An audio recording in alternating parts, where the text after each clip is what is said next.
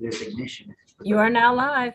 Okay, Senator Brock, can you hit the got it on the screen? Or maybe I can, And finally, no, I'll see if I can do it over here. it's such a big thing. It picks up speed. All right, we made the big white sign go away, so we're here, we're missing our two techies and our assistant. So we are winging it. All right, I'm gonna call the meeting to order. This is Senate Finance. It is April 6th, and our world continues to be crazy. As of Monday, as I told you yesterday, we were told we had to have 159 out of here yesterday at 3:30. The pro tem's assistant came in and said that was the House and we didn't have to have it out of here yesterday. So I canceled the vote. Money chairs today, the appropriation chairs need 159 out of here because there's a whole lot of money in it and in the workforce development bill, and they need both bills ASAP in order to do their work. So I have put 159 back on with the TIF sections stripped out. So we will have time to work on our sections. And we've got testimony scheduled for sometime this week on the Montpelier issue, which as of 4:30 yesterday, they don't need immediately, but they will need to restart once they go for their 5-year extension. So I've got the testimony scheduled with the auditor's office, and we're gonna take that. And I also found out that we did send the technical corrections and the mini tips out of here last year, and that bill is sitting in Ways and Means. So there's another vehicle floating around. They're everywhere. And senators, well, we've also got the mobile home upgrade funding, which was on 437. Right. Okay, the House has booked the money, almost $3 million from the surcharge on the property transfer tax that's on 437. I think we can say the governor won't like that one. We've got the machinery and equipment on there, but we think it might be a good idea to have the mobile home back on there. So think about that one. We're working our way through. But at this point, yes. So my question is, or my only concern is, if you're thinking of stripping the TIF section, that was an important part of the bill that we voted on several times already. And it's obviously something that's supported a lot by the administration, project-based TIFs, and it was part of our development package. Is there a chance that we could make a decision on that before we vote on 159 on the floor, so we can put it back in the bill? At this point, I don't know, because we have to get all our revenue bills out of here by next week.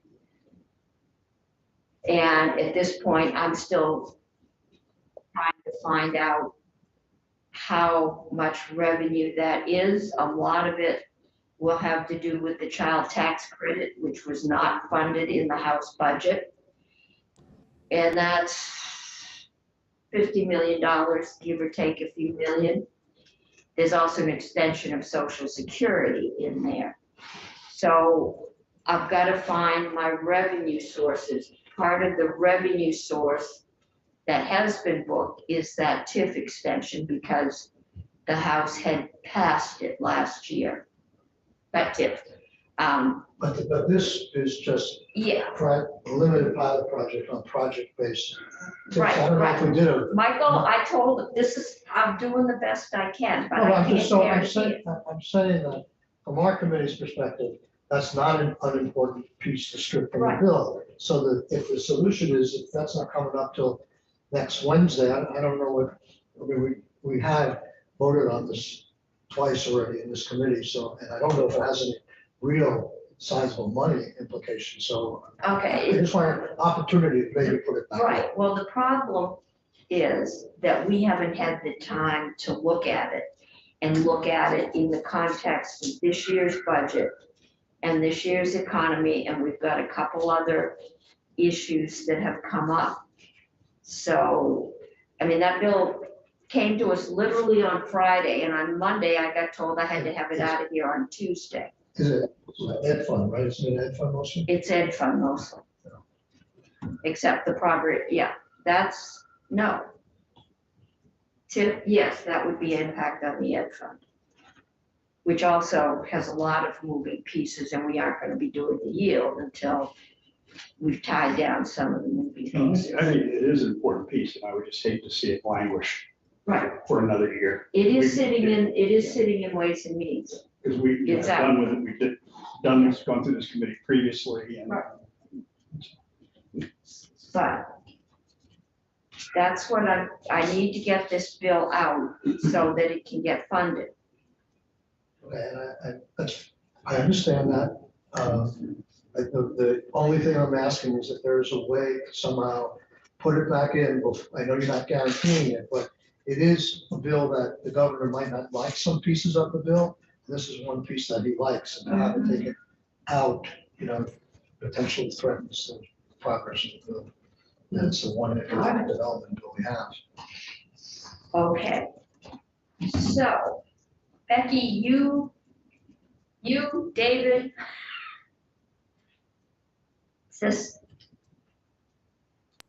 So I prepared an amendment that is should be on your website for which is basically just removing from H-159 the TIF sections of the bill, which are sections 6 through 11. So that is all that this amendment would do. But I think if you want any information on what is left in the bill and the substance of that, that might be David. Okay, no, nothing else in the bill is in our jurisdiction. So this is that we're taking out the TIF language and we're gonna get the bill over to approach where it needs to go. So then we can figure out what we need to pay for. Or how. so essentially, we would be passing this out without recommendation then? Since there's nothing in it that's revenue related Right, yeah, at this point. yeah. If it's helpful, I can share my screen and show you Yeah, the tell us what the you can. amendment. Section 11.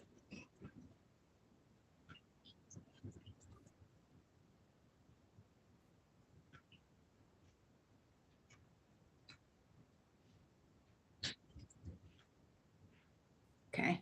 Can you all see this? Yeah, very well. Okay, so Becky Wasserman, Legislative Counsel.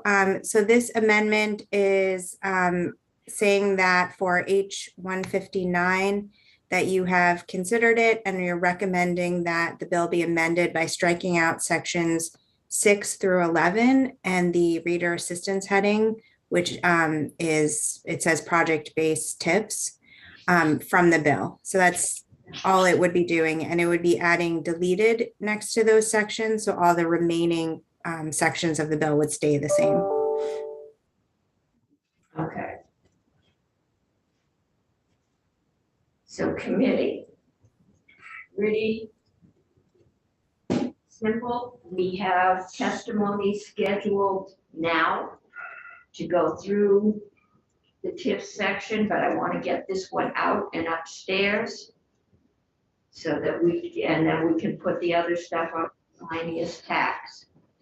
And there's something else that needs to go on miscellaneous tax that isn't on there. I'm not sure it isn't here, but should go. AMT adjustments.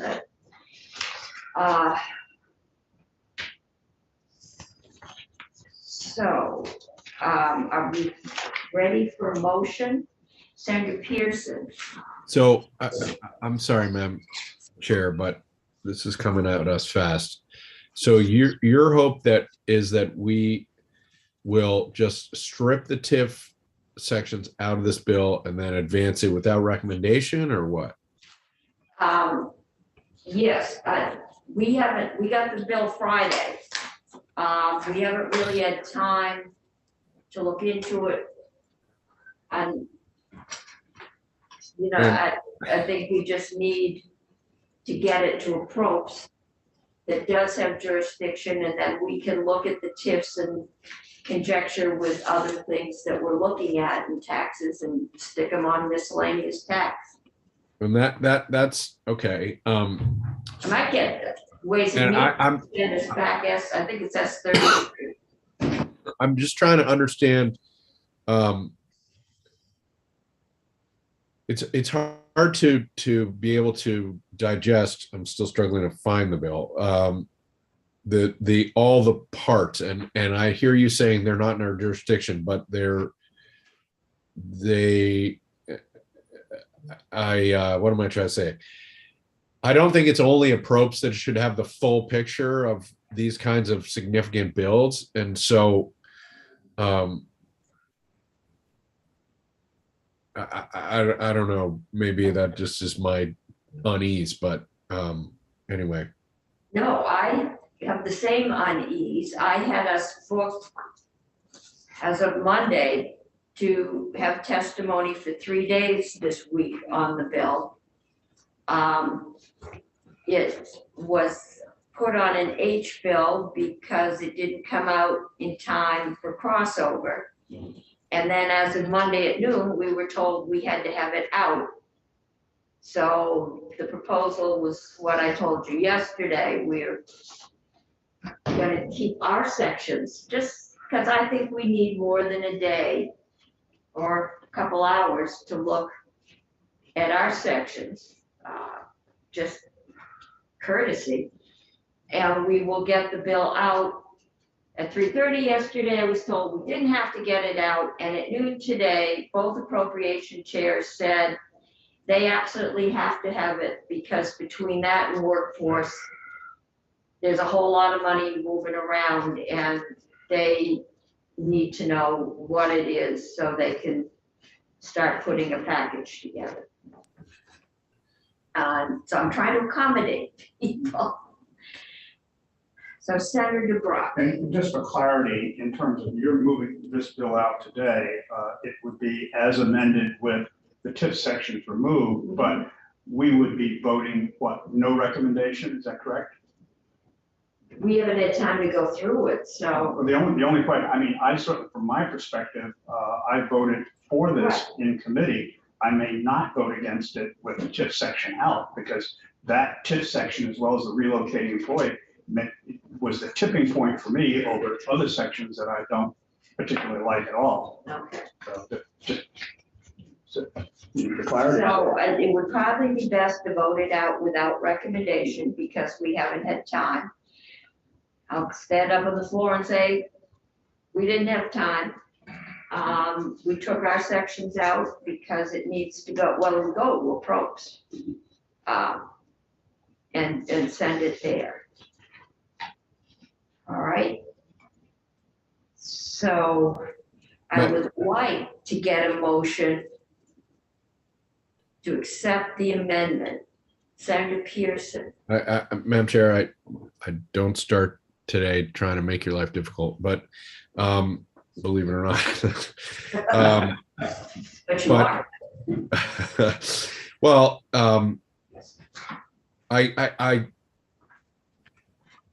we also, there's also some UI pieces in here, which I happen to like, but I believe that's finance jurisdiction. And I guess on process, I don't recall committee making an amendment and advancing without recommendation. That's a puzzle to me. So I guess maybe just an overarching question of, are we sure that it wouldn't work to send this to approps by the end of the week and then let us actually have a recommendation or not? Well, we'd have to reschedule the whole agenda again. So parliamentary issue. Madam Chair. It is a parliament, I mean, yeah, If we vote something out without recommendation, I believe we're prohibited from amending it, so. So if you want to take something out, then you. then we have to vote it out favorably as amended. But if we are not comfortable with voting it out, the chance we're taking is that it won't make it through. I don't know what the other moving pieces are. All I know is that I've gotten completely opposite instructions on whether or not this bill has to come out. But we might lose faith if we tell her she has to rework the entire agenda again. Of course, in terms of. I've already changed the appropriation, don't lose this place. Yeah, so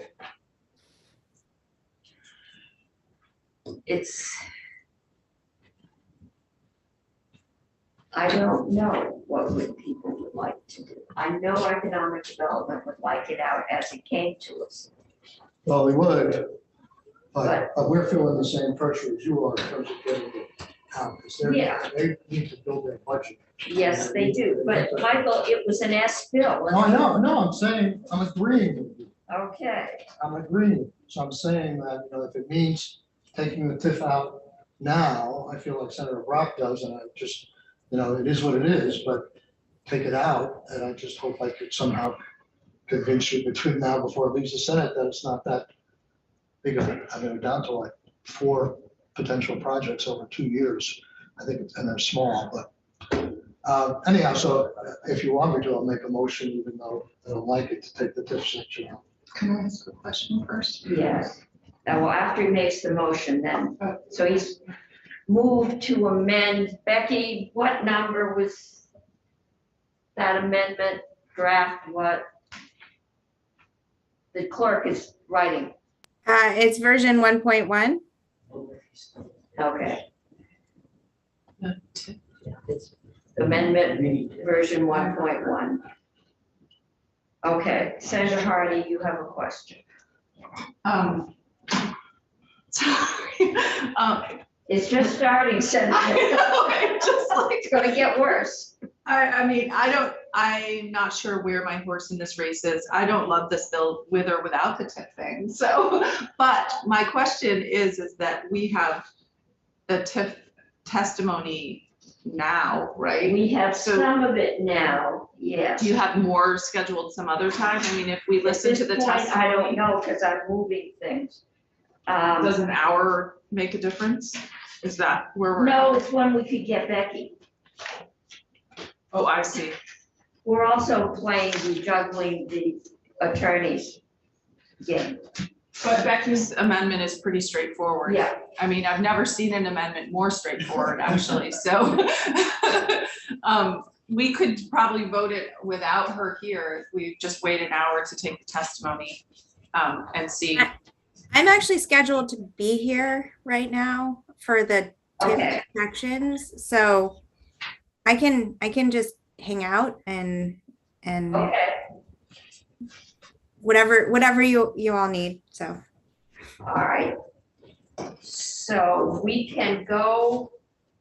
Becky, are you walking us through the mini TIF section? so I got about 2/3 of the way through last. That's what I thought. We ran out of time. So let's go back and rewind and we'll go through that. Okay. So Can you share your screen with us? Yes, I'm just bringing it up right now. Did Faith have a question? I thought I saw you trying to jump in, Faith. Faith, I did, but we're fine, thanks. you got it? Okay. Okay. Okay, so I don't know, again, for the record, Becky Wasserman, Legislative Counsel. So just to reorient everyone, when I was here the other day, I got through sections 6 and 7 in H-159, which both dealt with the TIF districts and some changes that were made to those statutory sections. Section 8 of the bill, which is what we left off at, is dealing with the mini TIFs. And Yeah, let's start with the mini TIFs. The other ones are the technical corrections. We did vote all of this out last year. that's And correct. it is sitting in the House, so I'm not sure. We vote something out twice, we could have issues, but it may all end up sitting in the House. Okay, So I had walked through most of the pilot program language for the project-based TIFs or the mini TIFs. I had left off, I believe, on subsection J. okay, can you start us back at the beginning of mini? Sure. Yeah, that was my question. I was think that whether- would just, So keep us- apologies for making you dizzy for a second. Let me just get back to.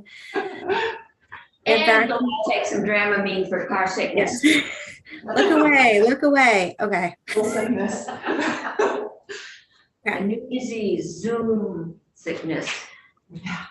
Okay, so here we are, section 8 of the bill, which is the TIF projects, the pilot program. You can let me know if you want more detail, but subsection A is the definition section. And many of these definitions are similar to what is currently in statute for the TIF districts, because the mini TIFs are set up with a similar construct to how the TIF district operates with respect to using the tax increment to pay for improvements and related costs in that area. So one difference is, rather than a district, as we discussed, that this is based on a project, and that is defined in subdivision 9. So a project here is an improvement that has a total debt ceiling, including related costs, of not more than $5 million. And a project must meet certain requirements. It must clearly require substantial public investment over and above the normal municipal operating or bonded debt expenditures. Only include public improvements that are integral to the expected private development, and meet one of the following 4 criteria. So it has to, the development has to include new or rehabilitated affordable housing, or it has to be a project that will affect the remediation and redevelopment of a brownfield located within the district. That should actually probably be changed to the project. The development will include at least one entirely new business or business operation or expansion of an existing business within the project, and that business will provide new quality full-time jobs that meet or exceed the prevailing wage. Or the development will enhance transportation by creating improved traffic patterns and flow, or creating or improving public transportation systems. So that is the sort of requirements for what constitutes a project that is eligible under this pilot program. And the project zone, this is sort of analogous to the district under the TIF district program. So this is defining the area that is included. So this means an area located within one or more active designations approved by the Downtown Development Board or located within an industrial park for the parcels in the municipality that have a nexus to that project. Let me ask you a question. Yes, Senator Brock has a question. Does that mean that any municipality in which a mini TIF is located has to have a downtown development board? Isn't the Downtown Development Board a state entity? It has to be one of the designations that are approved by the Downtown Development Board. Not that it has to have a board, but there are, I think, 4 designations, and I can get back to you on what those are. I don't Essentially, remember. the downtown development board has to approve this particular project zone before it can be done. And it doesn't necessarily mean a zone that exists before this application. This is saying that the project that is being put forward has to be located in one of those areas that have received that designation or in an industrial park. So that's the downtown, the emerging downtown, the village center, those are the. Yeah, exactly. Okay. So I think, I mean, I'm trying to think about whether, I don't know that you could have, I think you'd have to have those designations prior to even applying for this TIF project, because otherwise it wouldn't meet the requirements. And I guess I'm just trying to understand in terms of this downtown development board project designation, is that something that's widely issued or declared for virtually every village, or is that something that is a rarely or special kind of designation? There, I'm thinking, for example, of things like Westford, for example. Would you expect that a Westford would have a downtown development board designation? The numbers that jump out at me is I think there are like something like 23 designated downtowns, 9 neighborhood development areas, and something like 40 something village centers, something like that. I assume, I don't know. I assume Westford has something because they try to apply under the regular TIF. They got too confused. That's just something that leapt out at me as I read that, just to try to, how widespread are these designations? Kind of a question that I asked. They're not insignificant. They're growing by leaps and bounds. We're given these designations a lot of preferential treatment in a lot of different ways. So they say you have 40 village centers and you've got 270 towns. I don't know. But it requires that you have a planning process or planning. I think it may require you have zoning, it's a control over state dollars. That's where downtown tax credits go. Okay, keep moving, Becky. Okay. Subsection B is the creation of the pilot program. So it is 5 years, so beginning January 1st of 2023 and ending at the end of 2027. VEPSI is authorized to approve not more than 4 projects, but there cannot be more than 1 project per municipality. And Madam Chair, if I may, Yes. I'm looking at S33, the one that's stuck in Ways and Means. And we passed it out last year at 10 projects. And in economic development, because we knew a little bit of the bottleneck in Ways and Means, we downsized the pilot project considerably from 10 to 4. Right, I thought this committee had downsized it. Let's see, I'm looking at that. Last year. Yeah, I think we did. Yeah, I remember the discussion. Okay, keep going.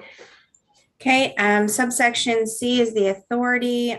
So a municipality has to obtain approval from its legislative body to apply to VEPSI to use TIF for a project. Subsection D is the eligibility. So a municipality is only authorized to apply if the project will serve 1 or more of these active designations or is located within an industrial park and the infrastructure improvements and the projected development or redevelopment are compatible with confirmed municipal and regional development plans, and the project has clear local and regional significance for employment, housing, brownfield remediation, or transportation improvements. The other requirement on the top of page 27 in subdivision 2 is that a municipality that has a TIF district cannot also apply for a project. Subsection E provides for the approval process that VEPSI goes through for approving an application. So I did go through all this before, so I don't know if you want me to. Yeah, to- Becky, the one thing I'm concerned about is the potential for towns to get in over their heads. I'm not seeing any requirement for a town vote or notification that if the expected improvement doesn't generate the expected revenue, that the town is on the hook. And I remember the testimony from Westford that they didn't have enough people in the town to be able to divide out the cost of a new septic system, that they needed for some guy who wanted to open a restaurant, because the town was too small and it was prohibitively expensive. And then I remember the testimony from Joan Goldstein that said, yeah, they had gotten a grant in her town and put in a septic system, and now the town was too small to afford the required upgrades and maintenance. And these are small projects. It could look like free money, but it isn't. The bond has to be paid. And I want to make sure, because you basically, most of these times, you've got a 3-person select board making a decision. And it doesn't have any of the disclosure requirements that I'm seeing. Maybe it's further down in this. Yeah, so I think, I think some of the other witnesses, maybe Abby Sherman can speak to, from VEPSI can speak to what controls are in place on their end when they review an application. But in subsection C, there is the approval of the legislative body, but to your point, that could be a small number of people. For the approval process, they do have to submit a lot of information about the project to VEPSI in order for VEPSI to approve it. So that is in subsection E, is a sort of a list of what, what the amount of revenue expected to be generated, what's going back to the ed fund, what the municipality expects to pay. So that is part of the application process that they would be submitting. In the process requirements under that application process in subdivision B, the municipality does have to, A and B, they have to hold public hearings, and they also have to develop a TIF project plan and a development financing plan. So I think that does go to some of the sort of figuring out the expected costs and projection of revenues that are part of this project. And then further down, there are a lot of sort of reporting and auditing requirements. Again, look away, don't get dizzy. We'll get there. Emily, I need those things I had off for the boat. So there's some reporting requirements in K where the municipality has to develop, a system for their project about, maintaining their data and information and include performance measures. And they do have to provide notifications to VEPSI and the tax department about the TIF development project debt obligations, public votes, and any other votes by the legislative body. In subdivision 3, there are some annual reporting requirements and that are subject to audit. So I think that there are some measures in the language that address those questions, but perhaps VEPSI can speak to how it's actually implemented in practice. And who does the audit? Who pays for the audit is probably the, So the audit is in subsection M, and I believe there are, so annually, the municipality with an approved project before October 1st has to submit an annual report to VEPSI. And subdivision 2 says by April 1st, the project is subject to the annual audit. I believe there's a municipal, if they have an auditor, that one of these is sort of an internal audit, or it can also be subject to a process where VEPSI ensures that the process is in place is subject to an independent audit. some of these small towns, I believe, still have a board of elected auditors. Mickey Mouse came close enough to being a write-in Montpelier that I had to ask how many votes Mickey needed before he became a town auditor. The bigger towns have gone to professional audits, and I see Karen Horn's on, but yeah, so I think this is knowing it was a professional auditor, and I'm not sure if there's anything that prohibits the Board of Auditors from being members of the select board, so. yeah, so on line 7 on page 36, it does say in the event that the audit is only subject to an audit under 24 VSA 1681, VEPSI ensures that a process is in place to subject it to an independent audit. And I think that that is trying to get to that question of if they don't have sort of the professional auditors, that VEPSI will ensure that an independent audit takes place. Okay. It doesn't say who pays. And I know that's come up, if it is required, then the state auditor gets paid. But an audit is not necessarily a cheap project. And who's responsible for payment, I think needs to be specified. If it's at the town's expense, if it's at VEPSI's expense, if it's at the state auditor's expense. Someone will find a way to put it on the excellent. Yeah, and I do recall looking at this question before, and I don't remember the answer off the top of my head, so I can get back to you on that. I'm throwing the question out to see if we can get some answers. Okay. So there's just, I think 2 more sections in this, subsections in this section. So subsection N gives the Secretary of Commerce and Community Development the authority to issue decisions on any questions or inquiries concerning the administration of projects or the statutes, rules, or noncompliance that arise with respect to these project-based TIFs.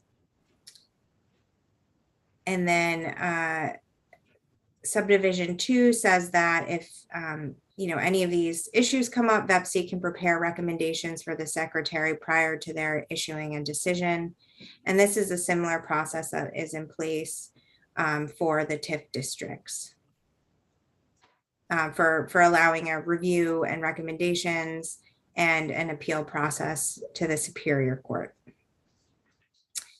And then subsection O is, because this is a pilot program and a rulemaking doesn't make sense necessarily in this context, it is authorizing BEPSI to adopt policies for these TIF projects that are consistent with the 2015 TIF rule, so that there are policies in place that kind of align with those TIF district rule, the TIF district rule that was adopted in 2015. Okay,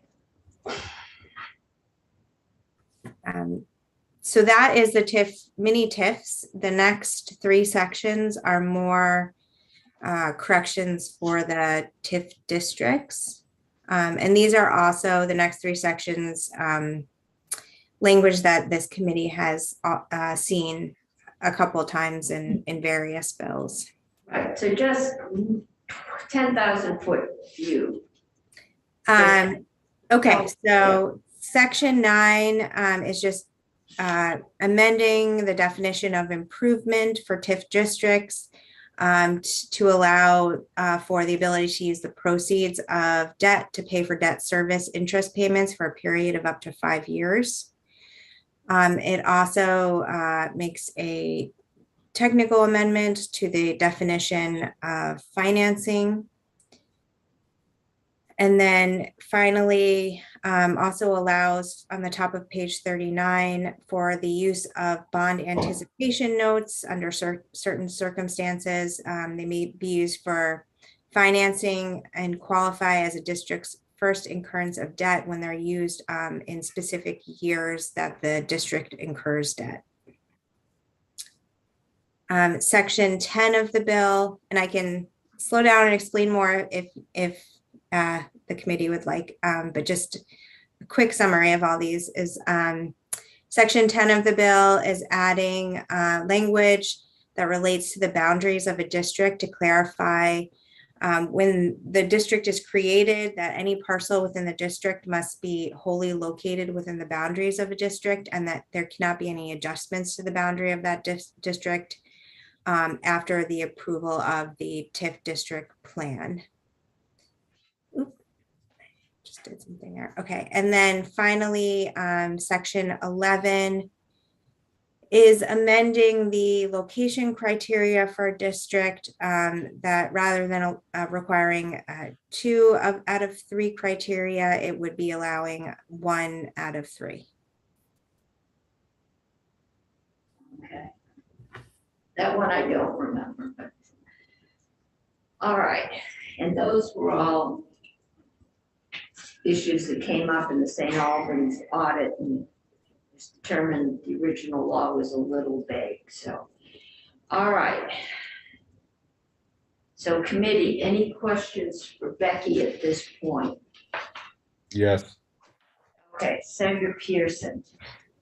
Becky, thank you for walking us through this again. Can you help me?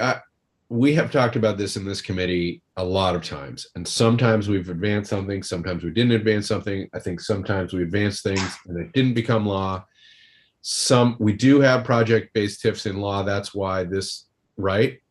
Just not at all. No, we don't have project. No, this, But so, you passed this very same language out of Yeah. your committee last session and it went over to the other body. And it is currently in a bill S33 and it is in Ways Okay. and Means. so that's there, but isn't this the language where we shifted from 6 projects to 4 because 2 projects were already done, or is that a different program altogether? That is in this bill and that has to do with TIF districts. And that is not really shifting as much as clarifying that a few years ago, maybe it Okay, was those 2013. are full-size TIFs. Those are full-size TIFs. Okay. The legislature Okay. had put a cap on the number that could be approved going Yeah, forward. yeah. Okay, 2 of those 6 were approved, so there are only 4 remaining. okay, thank you. That's part of my confusion. Thank you. Okay. I don't know if it's Becky or question for economic development, but we talk about a project and we talk about big TIFs, we're talking about 20-year bonds. What are we talking of? I mean, how long is the ed fund out of being fully reimbursed? Well, I would defer to Becky. I think it's the same. But- Yeah, that's Years. correct. For the TIF projects, the period to retain the education property tax increment is also 20 years, which is the same for TIF districts. I didn't hear the answer. The same as for TIF districts. That's what I Same as said, for yeah. TIFs, Yeah. all right, so, all right, what if it's short-term borrowing they do? Or just regular borrowing, they borrow from Vita or a bank? Is it Well, big enough to require a bond or to qualify? so what this is saying is that for a 20-year period, they can retain the increment in the value of a property as it increases value. So it is set at a certain appraised value at the time the project is created, and that for 20 years they can retain that sort of additional value of that property to use to pay for improvements or costs in that related to that project. So Okay, it doesn't necessarily matter, I guess, the type of borrowing as much as they are authorized to retain the increment for that 20-year period. Okay, but that is different than a TIF district, because there we were looking at a 20-year bond. What I'm concerned about is because these are much smaller and you borrowed, not a bond, you paid it off in 10 years. Why do you get to keep I would feel better if it said, you know, until the bond is either repaid, till the debt is repaid, or 20 years, whichever is less. So I think I have to go back and look through the language, but I believe Okay, I'm that, just, I don't expect you to do it now, but. yeah, I believe that once I think for TIF districts that when it's paid back, it ends the district, and I believe that there's similar language for the project, but I have to go Okay. and look Just for check it. on that. Okay. Any questions for Becky at this point? All right, I just, could you just, Becky, in terms of looking at this, I think my recollection of the history, I just wonder if while we're still talking about this, you could check this. I think the bill last year that came out of economic development had, I think, 15, and then here we lowered it to 10. And what we're suggesting from economic development this year is 4. Can you just check on those numbers to see if that's correct? Sure, I can do that. okay. So I've got Graham next. And Graham, are you gonna, where is Graham? Right. There he is, he's popping up. Are you gonna give us a fiscal note for the whole bill or just for the TIF section?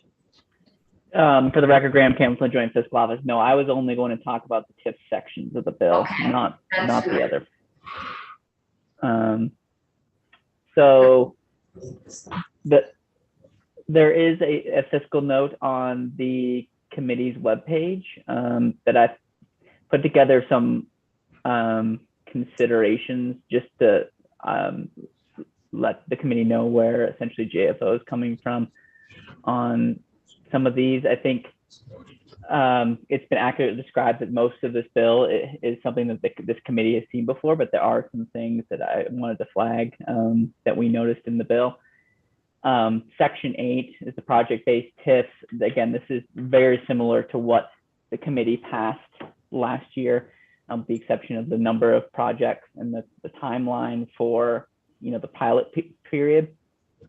But basically, when we came up with an estimate for how this could impact the education fund, it's more or less what I'd call, you know, a ballpark, because we don't have a sense of what type of projects these would be, how big they would be, how big the districts would be, and what kind of tax increment would be generated. But based upon sort of the property tax increment that's been generated out of the existing TIF program, we estimate that once all the TIF districts in this bill, all the project-based TIFs are up and running, we estimate that it would impact the education fund of a total of $880,000 per year. But we don't think that'll happen, you know, next year. We think that'll happen sort of towards, you know, the late 2020s or 2030, because it will take time for the TIF districts to take on the debt to build the projects. And then once the projects are built, the private development comes along and, you know, creates increment. And only once that happens does the education fund, in theory,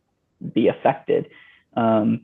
And of course, I am sort of using the construct here that we use for the emergency board, which is that any diverted tax increment for the education fund is considered a fiscal cost. And so in general, we think the project-based TIFs, our best guess right now is up to $880,000 per year, but that won't really be realized until probably somewhere in the later 2020s and into 2030. Can I ask a question now? Yes, go ahead. Thank you. Graham, I'm just having trouble understanding. In this pilot program, we're talking about less than one project per year, and yet you're saying it's going to cost and the ones we've heard about are in the $800,000 range, and you're saying it's going to cost the ed fund $880,000 per year?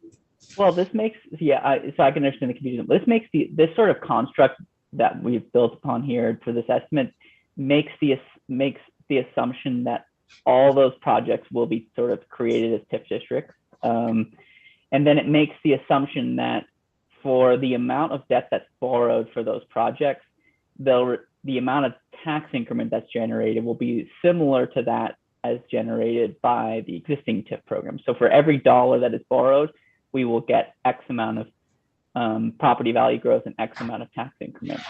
So again, these are really sort of speculative, because we can't project how big these projects are going to be, or, I mean, we know they're small, but we don't know whether they're going to be, you know, whether the TIF part is going to be only a small piece of the financing, whether it's going to be the entire piece of the financing. And so if you make the assumption that your sort of return on investment, quote unquote, for these will be similar to that of the TIF program, then the 4 districts that are created under this project-based TIF could cost up to $880,000. I want to stress that, up to. I don't think it'll be much more than that, but you will only see that cost in the period in the out year. So that's assuming that all of the 4 TIF districts, project-based TIFs, are created, and all the sort of relevant private development around and in those TIF districts has been realized. So in the immediate term, in the next 5 years, I would imagine the impact on the education fund of these would be very negligible, because nothing will be built, but the private development that generates increment won't be fully be realized. I'm really afraid to ask this question, but I mean, some of us who believe in TIFs strongly think that TIFs in the long range are going to be a net benefit for the state revenues. It seems like this is just one side of the equation. What about the extra development that's built that might not have been built without the financing? I think we're wading into sort of the perpetual TIF dichotomy here. For the purposes of creating fiscal notes, you know, we are treating this bill exactly how we are dictated to treat TIF for the purposes of the emergency board forecast we have to make for TIF. So which is to assume that this development would happen anyway. Again, lots of people disagree with that, when I'm not going to, get into arguing that. But for the purposes of, putting an estimate down for the fiscal note, that is the methodology that we're using. And the chair has barred discussion of that issue because no amount of arguing changes anyone's mind. Especially if you want this bill out, Michael. Senator Brock. Well, hey, it still begs a question, that if you use a similar methodology, or if you use a methodology in which you look at TIF districts that have already been formed, regardless of how the result has occurred, have you looked at what the value of the increment has been in other districts historically, to say, what, if the same facts were true, what historically might it be in these projects? That's basically what I'm doing here, is I'm looking at the TIF district as they're created under the current program, and using that increment growth to essentially make a rough estimate of what the increment growth will be for these projects. And so that's more or less what I'm doing, but the sort of impact on the education fund here is the 70% of the increment that is no longer going to the education fund, but is going basically to the municipalities to make TIF debt payments. And so that's what you're seeing here. So I am assuming that more or less that these TIF projects will generate roughly the same amount of increment on a per dollar basis. But the impact on the education fund you see here is more or less the split that is not going to the education fund. It's going to fund TIF. And so I think you in your calculation assume that at some point there is either a net increase in overall revenue, or flat, or a decrease in revenue at some point in time For other TIF projects. for other TIF projects, for the history of TIF. So I guess I don't understand the question. So whether in other TIF projects, whether there's a decrease in the grand list absent the TIF, is that what you mean? No, in other words, whether this increment in fact occurs, and there is in fact an increase in revenue as a result of doing the project in the first place. Right. So in this calculation, we are estimating the sort of, the education impact is netted of the new property tax increment that is created. So the education fund gets its 30% of the new increment. So there's that, but that is netted against the total, the 70% that it is not receiving under. Isn't the essence of the TIF program, the notion that there comes a point in time when the debt is repaid and there is a total increase in the amount of taxable property resulting from it, and that's the gain? I understand that, but that would be, so that would be in, that'll be 20 years beyond the creation of the debt, or 20 years beyond the creation of the TIF project district. So we're talking 2034, 2035. But then the second part is that assumes that growth in the property values would not occur basically because of the TIF district. And I understand there's, disagreement in that, but if you believe on the other side of the coin, if this development might have occurred otherwise, then the impact of the education fund is what the amount that you're spending to build the TIF district. So, all right, we have not, and I think it's probably beyond joint fiscal capability, done a study 20 years out of the TIF districts we have to see what their overall economic impact has been on this town and on the region. And that might be something we'd like to do, but it would probably be something that we would have to contract out. But to my knowledge, we have not done that. Other than Burlington, because these standardized TIFs just went in within the last 20 years, less than that, I think, Well, so. the original TIF program started about 30 years ago. Yeah, but that was, everyone was its own rules. Like they using their own money. So, yes, they were using their own money. Somehow it's not their money. Senator Gray.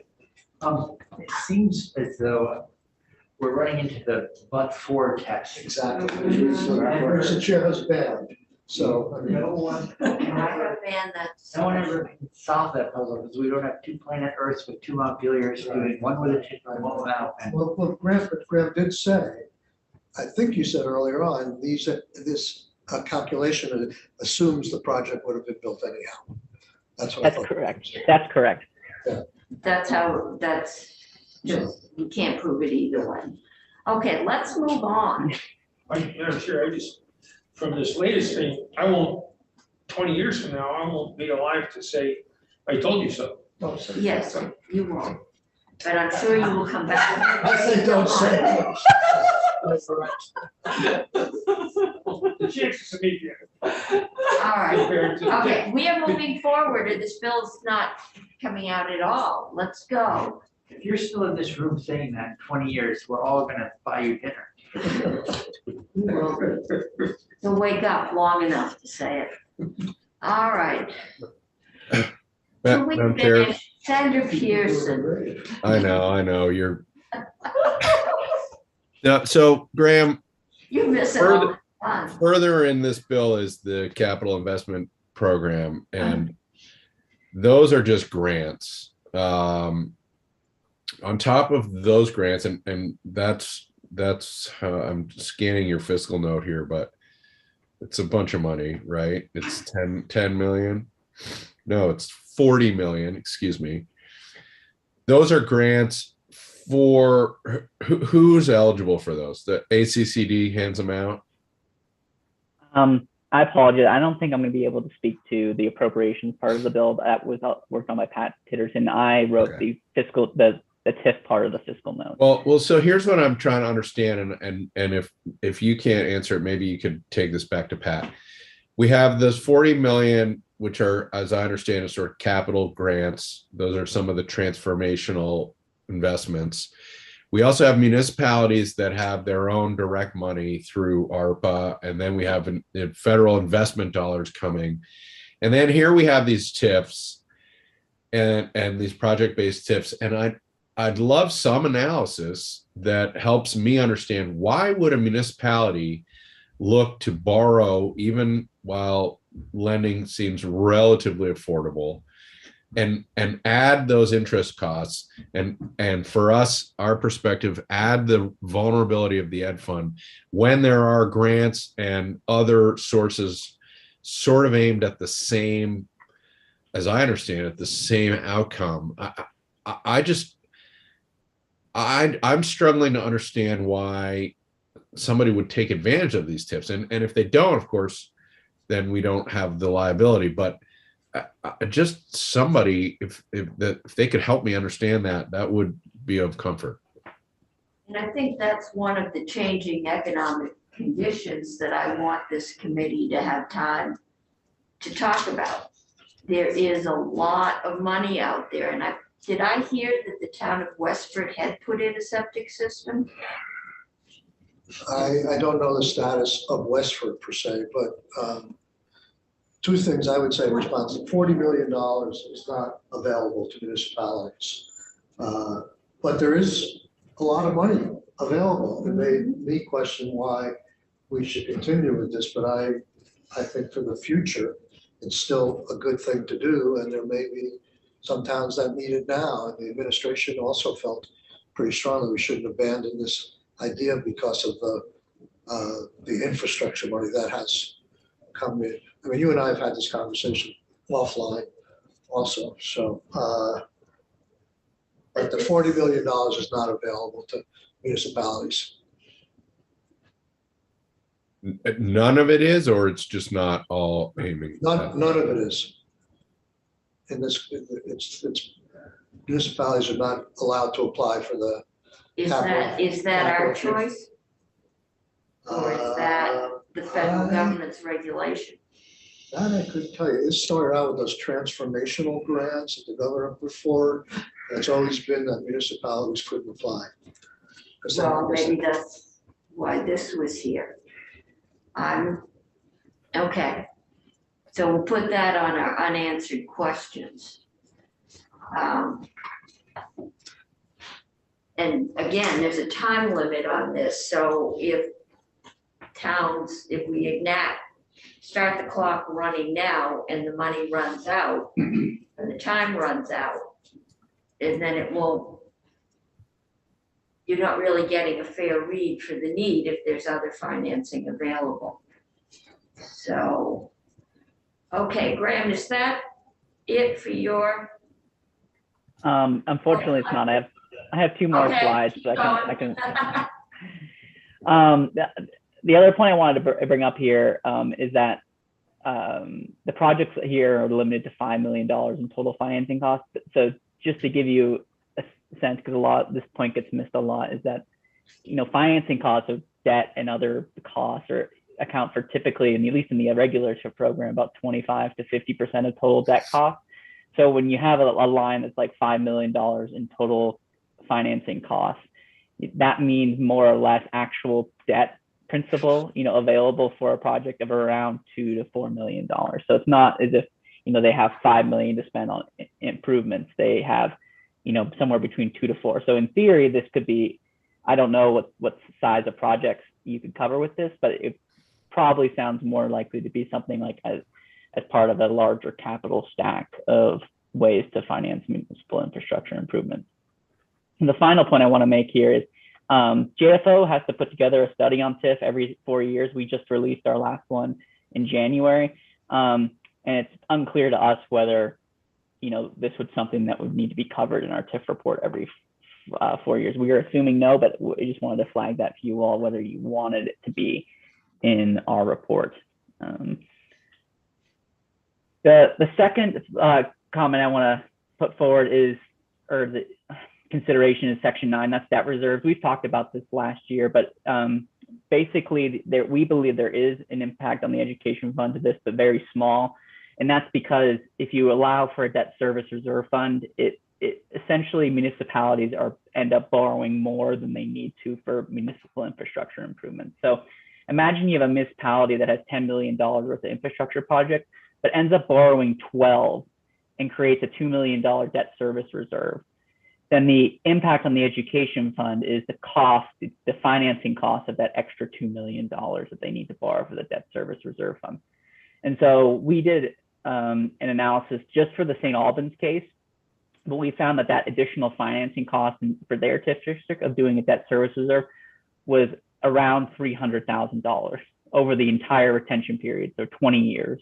And so it's not a significant amount of money, but it is an impact because the municipality ends up borrowing more on the private market to create a debt service reserve fund, as opposed to, say, doing an interfund loan with themselves, which has no financing cost. The other thing that we wanted to bring forward is that if a municipality has a certain amount of capacity it thinks to service debt, let's say it's 10 to 12 million, then in order to create a debt reserve fund and borrowing more, it is in theory limiting the amount of infrastructure improvements that it can finance, because it's using a portion of its capacity to fund a debt service reserve fund. The third, and I think Senator Cummings touched upon this, this is something that is new. This was not in the bill last year that's currently sitting in Ways and Means, and that's the location criteria change.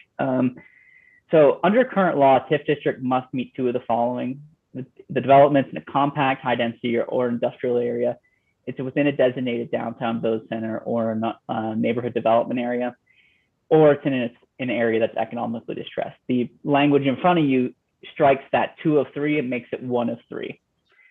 And so that was not in the bill last year. 5 years ago, it used to be just 1 of these 3, but the legislature changed it to 2 of 3. And so now you'd essentially be reverting it back to what it was 5 years ago. And so we make a note in the fiscal note that you're essentially loosening the criteria for getting a TIF district. And this is for the regular TIF program. For the regular program. The regular program, yes. When did that get changed in economic development? I don't remember doing that, but that may be me.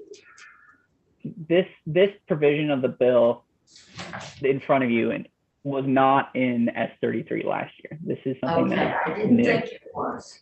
All right, So in effect, you're loosening the criteria to get a TIF district. And so if there are more TIF districts, then you're affecting the education fund. We don't make any sort of speculative, estimate of what that might be, but just to note that the number of districts available in the states is capped at 4. So for the 4 that are available, it'll be easier for those 4 to get a TIF district if this language passes. okay. Could we try to understand why? Maybe Senator Sorokin or somebody would help us understand. I had forgotten about this, but we talked a lot about, and I can't remember whether we made this change in the previous year or not, but we talked a lot about the 2 Vermonts, and that's part of the reason of the project-based TIF, because the TIF Well, application. we're not talking about project-based TIFs here. We're talking about jumbo TIFs. Yeah, you're right. I think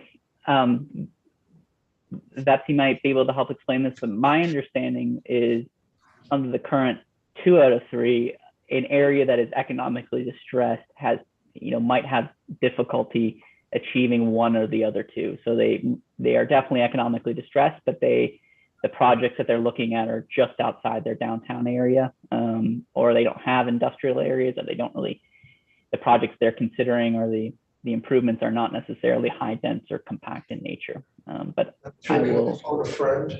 Is the Well, Betsy person? Is the Betsy person We are scheduled? technically over time on this one, but we're gonna keep going because we've got witnesses. But I think we'll just flag section 11 as something we need to come back to, and you can have your friend come visit us. Okay. Okay. All right. So I'm conscious of the committee's time. I have slides on the Montpelier issue, but I don't know whether that's, No, go ahead, because that's what we're also taking up, and my understanding is that it's not gonna be at some point just Montpelier, and so just walk us through it. Sure. So I'll preface this right now, but I'm not exactly sure what Montpelier is asking for, but it's my understanding what they testified to and what I've heard from Ms. Sherman, the executive director of the Vermont Economic Progress Council, VEPC, is that they're really just looking for an original taxable value reset. They're not looking for an extension of their debt period. Right. And so my read on this is that an OTV reset in and of itself will have limited to no impact on the education fund over the long term. But I just want to put forward some things for you all to think about with respect to this. The first is that reappraisals are not unusual in TIF districts. Reappraisals happen all the time. The classic case is Burlington in 2021. They have 2 TIF districts. Both of those districts had properties, and those properties in those TIF districts were reappraised. Yes. And the result of those reappraisals for one of the TIF districts, generated a little bit of extra money for the TIF district, but in the other one did not. And it's really just depends upon whether the properties in the TIF district are considered over or undervalued. But so reappraisals don't necessarily in and of themselves generate new tax increment because the tax rates come down generally during after a reappraisal. The third point I want to raise is that a district cannot retain any increment until they incur debt. So Montpelier right now has not incurred any debt. And so in theory, if they did a reappraisal and reset their OTV, there would be no impact in that first year because they have not retained any debt yet. So it's not as if resetting the OTV generates tax increment that would then be kept by the town. They haven't retained any debt, so the impact on the education fund or the municipal general fund would not be felt until they start incurring some debt. The fourth bullet point here is that resetting the original taxable value, it helps the education fund and the municipal general fund in the short term, but might be disadvantageous for the TIF district down the road. And the reason that is if you're sort of setting a quote unquote low original taxable value, let's say you're setting your OTV in 2017, and then there's a reappraisal, and the reappraisal generates a little bit of increment for the TIF district. That sort of free increment, what I'm calling it here, that's not the result of new development, can be used to make debt service payments in the future, which could mean that the TIF district was able to retire its debt earlier. And so, in effect, what Montpelier is asking for is resetting its OTV. It's sort of prioritizing money in its own general fund more than it is having it in the TIF fund. It's sort of saying in the immediate term, we want the money in the municipal general fund rather than in a TIF fund. Because with a reappraisal, in theory, the taxes end up being the same overall. It's in different pots once you have a TIF district. And then the other point I want to say is that resetting the OTV kind of runs counter to the theory that the value of the properties in the TIF district would not grow over the 20 years. When you create a TIF district, you're setting original taxable value, and the tax increments that are generated are compared relative to that flat number for the next 20 years. And so by resetting your OTV, you're kind of, running counter to that theory here, because these properties are growing. That's why they need to be reappraised, or at least the properties in the town wide. But I just want to give the committee a hypothetical example of how this works and why I think Montpelier might be asking for this. In this example, we have a TIF district whose original taxable value was created in 2020. That's the top line, and their assessed value was $50 million. They have 0 property tax increments, and they have a tax rate of 85 cents and an education tax rate of $1.50, but their CLA is 80. The total amount of taxes collected in 2020 based upon those tax rates and that CLA are about $1.362 million. And you can see in 2020, because there's no debt being incurred or anything like that, and no tax increment or no property value increment, there's no tax increment going to the ed fund or the TIF fund or the municipal general fund or the TIF fund in 2020. You have essentially the taxes collected on the properties there. And those bottom two, the table at the very bottom basically shows you the amount of taxes that are going to the education fund and the amount of taxes that go to the municipal general fund. Suppose the town has a reappraisal in 2021 to get its CLA up to 1 from 0.8. What that means is that the assessed value of the district would go from 50 million to 62.5 million. So you're generating property value increment, quote unquote, of $12.5 million. But the tax rate goes down because you're reappraising your property. So the municipal tax rate in theory should come down from 85 cents to 68 cents. And the education tax rate should be $1.50 still, because the education tax rate is always adjusted by the CLA. And so what the issue though is if the municipality has incurred debt, even though you can see the total amount of education taxes and municipal property taxes stay the same because the property taxes change, because you have a TIF district, you're essentially putting that quote unquote increment into different buckets. And so the result is that bottom table shows that, even though the total amount of property taxes are the same under both, because you're splitting the increment and putting into different funds, it's just there's less available for the municipality in its municipal general fund, because some of that increment is dedicated to the TIF fund. And so that, I think, is the issue at play here for Montpelier. They might say, you know what, we prioritize having more money in our general fund rather than our TIF fund. And I guess the consideration I'm putting forward to you guys is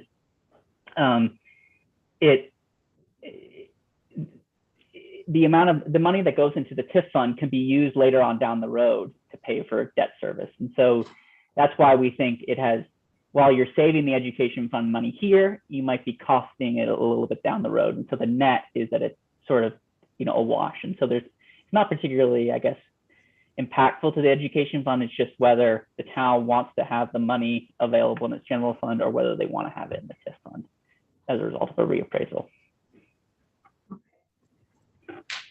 Okay, thank you. I think that does help, seeing it laid out like that. All right, any questions for Graham? Okay, and is. I do have a question. Secretary Pearson, I see. Sorry, Madam Chair. Thanks. So what are we, is there language here that does attempt to address, to give Montpelier what they want?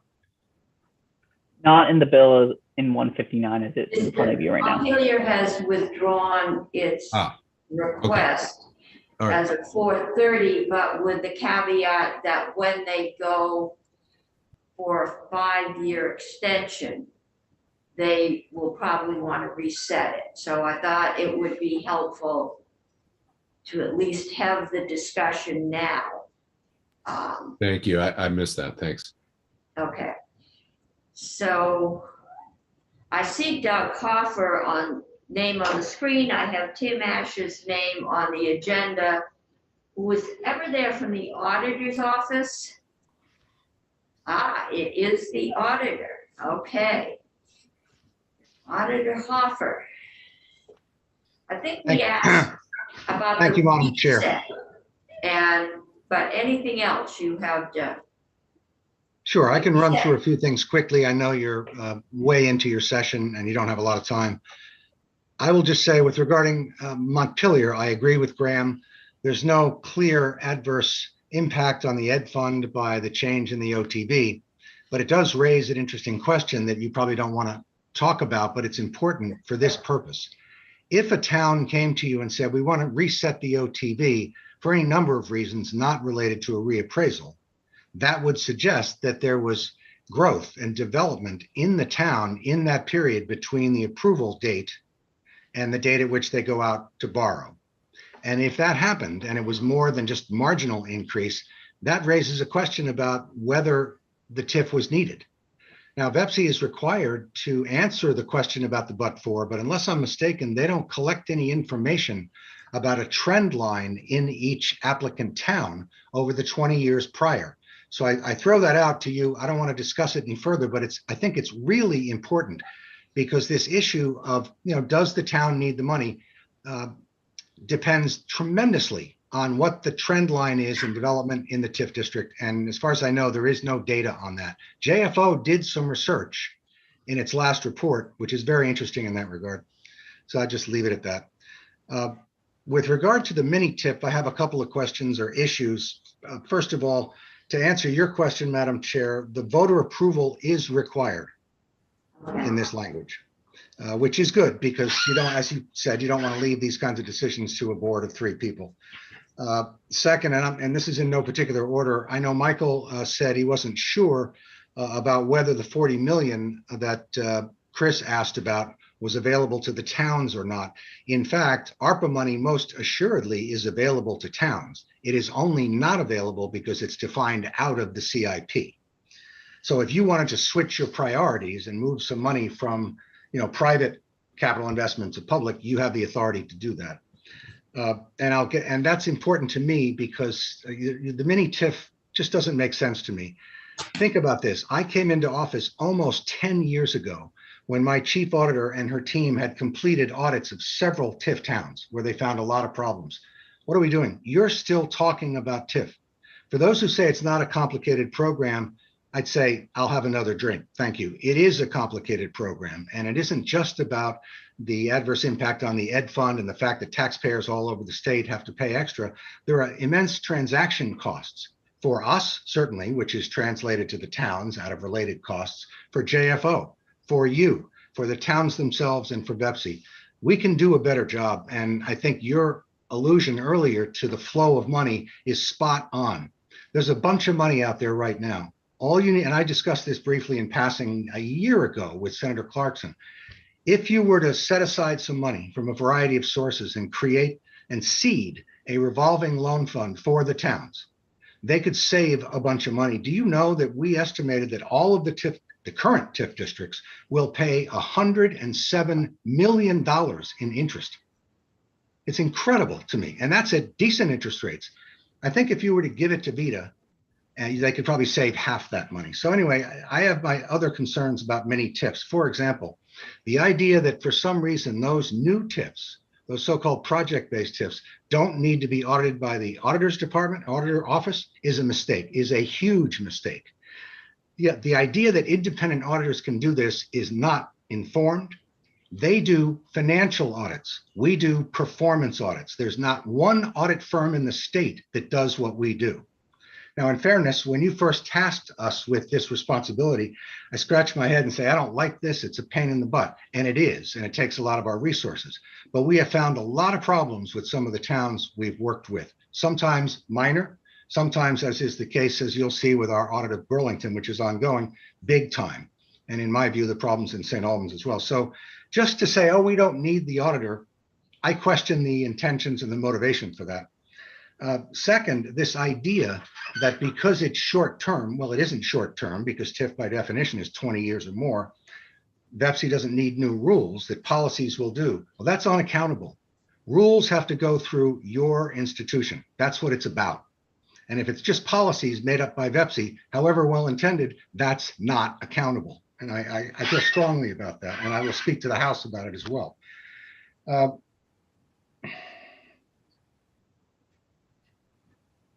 That's enough for now.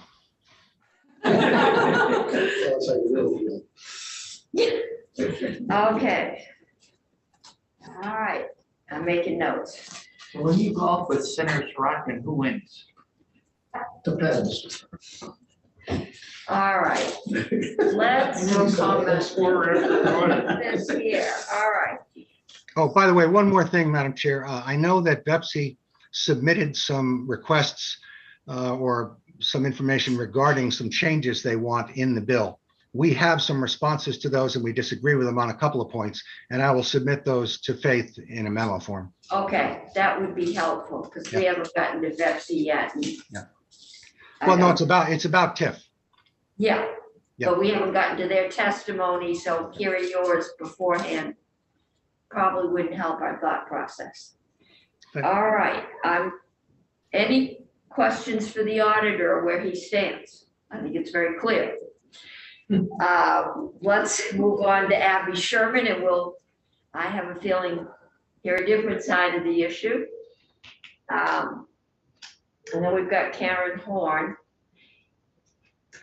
And we're only a little bit behind today, but we'll keep going. Okay, so Abby, the floor is yours. And Thank you, welcome. Madam. Thank you, Madam Chair. Abby Sherman, Executive Director of the Vermont Economic Progress Council. I do have a short PowerPoint that I would like to share. If I can get that going.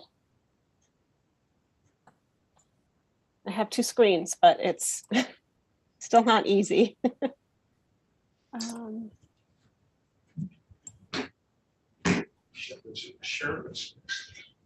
Yes. Okay, can you see my screen? Yes. Okay. So I wanted to start with a quote that I actually stole from a conference that I attended last week. And it just, immediately made me think of TIF districts, mini TIF, and point you to the last line, the best time to plant a tree is 20 years ago. The second best time is now. On my next slide, I have a map which includes the current TIF districts in red. And I've added to that the towns that I have been made aware of that have projects that could benefit from project-based TIF. Some of those towns which are in black, I have spoken with. The others are in gray. I have heard from BLCT and the Agency of Natural Resources that they have projects that could benefit. So in total, there are 15 towns that may benefit from project-based TIF. This slide compares the project-based TIF program with the TIF district program to show how the project-based TIF is simplified. I wanted to point out that the project-based TIF provides for gap funding.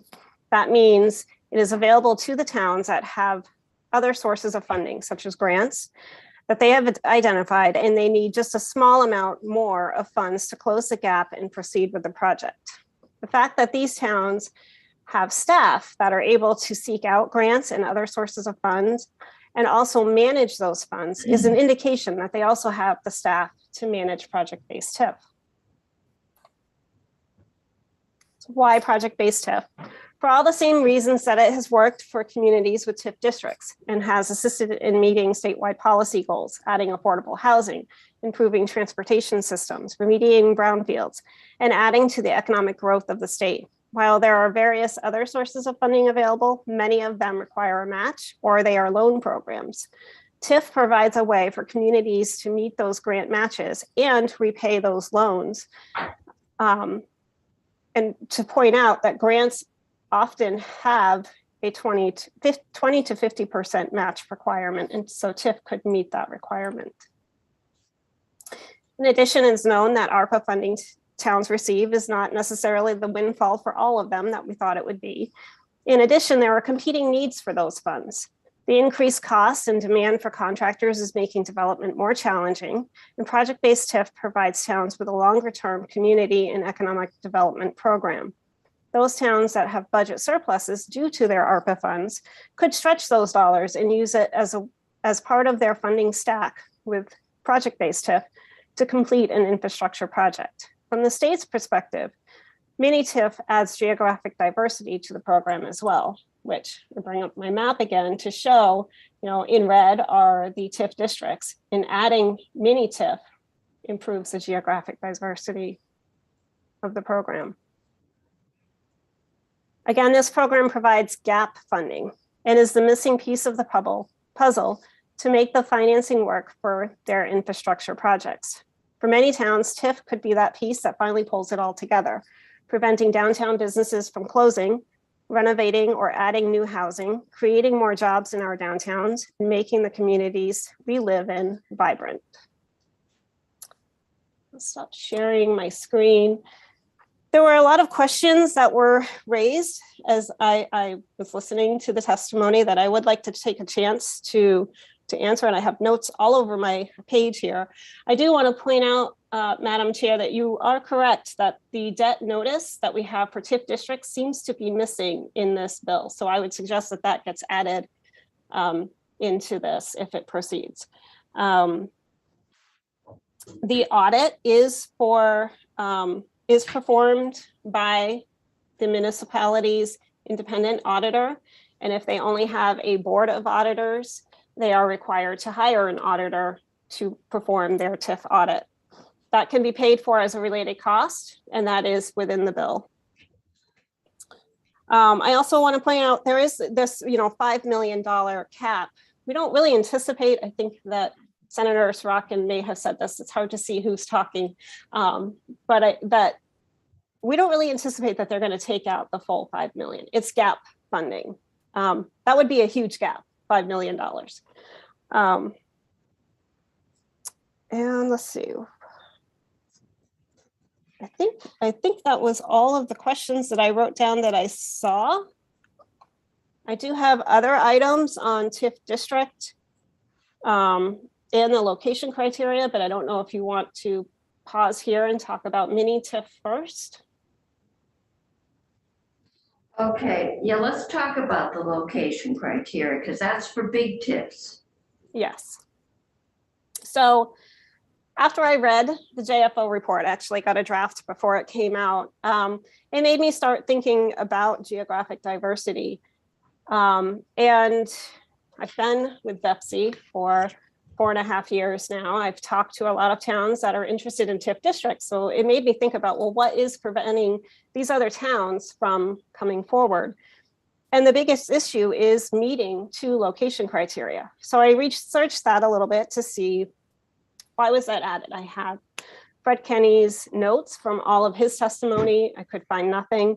What I discovered was it was added at the very last moment, and there didn't seem to be any testimony on that. So I'm not sure the reasoning for that being added, but it is preventing towns from coming forward with a TIF district. There's some redundancy in the location criteria. So for example, if a town is applying under their state designation, they automatically are also a compact and high density district. So there doesn't really need to be two criteria there for them. It's an automatic, it automatically happens. Then why can't they meet the two? I'm sorry? If it's automatic, then why can't they meet the two criteria? Those towns can, but those are getting fewer. The other problem with a state designated area is that state designations, your designated downtowns, village centers, new town centers, growth centers, they can bisect a parcel, but a TIF district cannot. So if in some cases, the parcel that they are looking to redevelop is bisected by their state designation, or it is just outside, they can't meet that requirement. Okay, Senator Pearson has a question. Yeah, thank you, Madam Chair. Abby, it's not like these designations were just plucked out of thin air. There's been, for decades, very clear state policy to try to prevent sprawl, and that has to do with everything we're talking about here. So, I mean, you're talking about limitations as if they're inherently bad, and yet they're all set up to be consistent with trying to have our development focused in downtowns and preventing sprawl for all of the reasons that are broadly shared. So what am I missing? So state designated areas have different criteria than TIF. I mean, and TIF is also focused on smart growth and preventing sprawl as well, but the criteria just don't exactly align. And so if there was a parcel, for example, that half of it is not within their growth center, they can't include that within their TIF district. Because in a TIF district, the parcel has to be wholly located within the TIF. There's no way to, I guess it goes back to their tax bills. There's no way to split that tax bill. Right, but as soon as we are flexible about that, then we're watching, and in fact, in this case, measuring growth outside of downtown, which is exactly the opposite of what we're trying to do. This seems in conflict with loads of state policy. It's not exactly outside I guess the downtown. It's outside of the designated area. But for example, I live in Randolph, and our state designated area ends just up the street from me, but I still live within the downtown. So it's just that area has been identified for that program, but it doesn't 100% line up with the purpose of TIF. Would it be possible to shift the designation to include another block or whatever? They could extend it. Whether or not it's allowed, again, the criteria don't 100% align. Okay, but Randolph could also, if there wasn't a control, decide that that area up by the interstate that's been looked at for a motel for a number of years was their designated area. And that's been the argument that the reason you do TIFs is because you can get that hotel downtown, not where people will stay and then maybe shop or eat downtown, rather than out by the interstate where they get on, they get off, and they keep going. And that's one of the reasons you do TIFs. They originated as an antidote to urban flight. And revitalizing our urban centers. And this one, we might be able to, you know, and there was an issue that came up when we redid this one last time, where there was land in the TIF district. The owner of the land bought the house next door and wanted to put it in the TIF district, and it's not in and it's in the rules that we set up. It's in this bill. You can't do that because, I remember South Burlington was very concerned because they had planned to keep buying and expanding. And so I think this is a control. If we do away with the controls, then we're losing the purpose. The purpose is to develop downtowns. So not all TIF districts need to be located within a downtown. Most are. Milton Town Core is the only current active TIF district that is not within a state designated area. And they of course were approved back when only one criteria was needed. We are currently looking at the town of Killington for a TIF district. They do not have a designated area as well. So the criteria they are trying to meet is economically distressed, which they do meet, and they're trying to meet the compact high density criteria. Okay. All right. That was my reaction to, really? I feel uncomfortable with this one. I think that if this isn't our jurisdiction, then I would feel more comfortable. We're okay. So I think I'm not seeing a whole lot of enthusiasm for playing with the main TIF legislation So in the bill. The other point that I would like to make is that for those towns that do not have a state designated area, or they want to include a property that is just outside, or properties that are just outside the TIF district, and they try to meet the economically distressed criteria or the compact high density, they're having struggles meeting both of those criteria. Another example is, I think it's Highgate. I get those towns all mixed up. But Highgate by the airport, is that correct? They were looking at a TIF district and they did all this work. They thought they were good to go. They didn't realize they had to meet 2 location criteria. They were trying to meet the compact high density, but they're not economically distressed. And the location they're looking at is not within a state designated area. Okay, but I think, again, TIFs were put in for downtown development, not for anything more sprawled out. One of the reasons for the state designation is it demonstrates that the town has been through some kind of planning, some kind of process, and the ability to do that would be required in order to manage a TIF district. I mean, not every town. I'm not sure that I agree with that. For a TIF district. I'm not sure that I agree with that, that is the indicator that they can take on a TIF district. Again, Highgate did quite a lot of work, quite a lot of planning. Yes. They could certainly take on a TIF district. They just don't meet the qualifications. That one qualification, they can't meet the location criteria. Okay. Senator Hardy and then Senator Bray.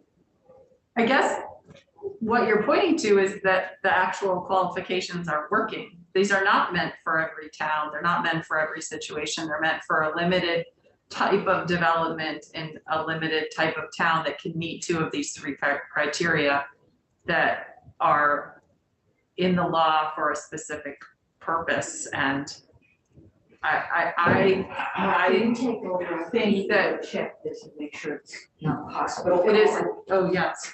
I think that your testimony just proves that these criteria are working, not that there's a problem with them. And so I don't feel comfortable. I would again point to the fact that the JFO pointed out that there is a lack of geographic diversity for TIF districts. Where are most of our TIF districts located? Within Chittenden County. And so by loosening the criteria, it makes this program accessible to other areas of the state. Isn't that what we're trying to do with the mini TIFs though, Michael? Wasn't that the point of the mini TIFs, was to try to make them more? So, Smaller towns, yeah. yeah, so I think that. But one of the things also though is in some ways, these criteria may limit our flexibility. You take the Highgate example as a classic one. This is the concept of creating in effect, a TIF or mini TIF that would affect an airport. Now, what is closer to an industrial park than an airport? It is a certain kind of development to begin with. It's not, in effect, creating a development on open agricultural land. But that would meet the industrial criteria, and if it's an economically distressed, that would meet 2 of 3 criteria. So if it meets those 2, it doesn't have to be in a downtown. It As long doesn't, as but it's not economically depressed. Then maybe That's we the don't issue. need to. And so one of the questions is, Then is the whether or development not would we should probably consider happen. broadening the criteria. Because the notion that you can't have a TIF in an airport, but you can have it in an industrial park just seems to be a dichotomy. You're not going to convince me on the airport right now. I'm pretty tense about airports right now.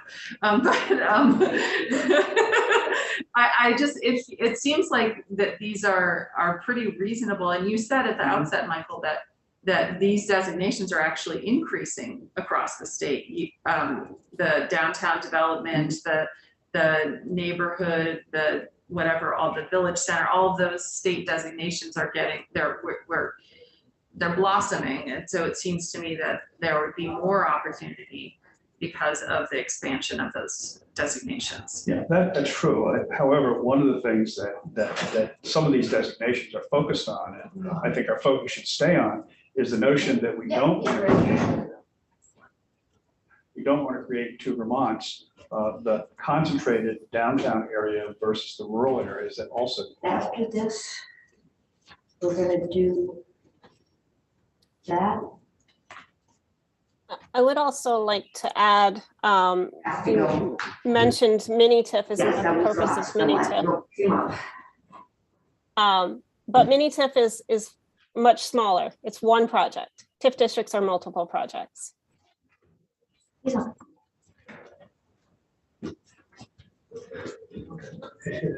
There will be no votes until the chair returns tomorrow. Only on the major stuff. Only in the big stuff. Okay, you're gonna do the salt tax workaround after this, state and local taxes. And then we've got one more witness to finish up. Gotta grab my coat. Senator Surratt. So the issue here really is whether you need to be economically distressed to qualify for a TIF. Isn't that what it comes down to? And is it VEPC's position that that's not necessarily a critical factor as to whether you should get TIF financing? I mean, if you just have to do one and do the growth center thing. I'm sorry, there's some background and it's very hard to hear. I'm sorry. And I turned my volume the wrong way. Could you say that again, Michael, Senator Strachan? It seems to me that the change here will impact mostly towns that are not economically distressed. Are all TIFs presently? Are they all in distressed areas?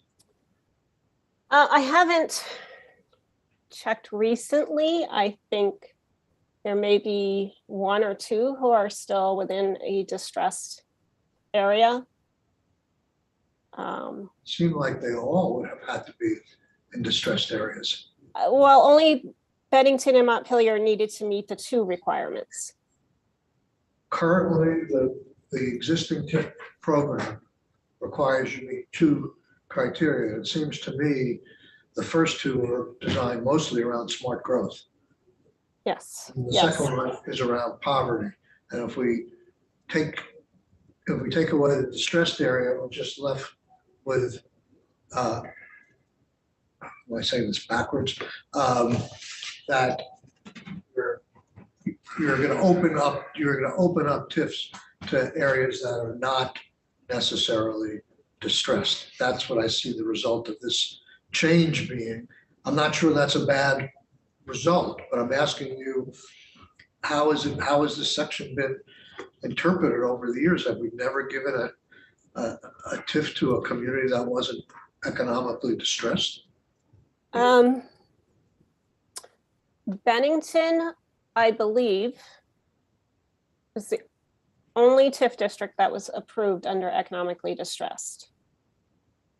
The TIF districts from Montpelier, Milton Town Core down through South Burlington, those were all approved under just one criteria.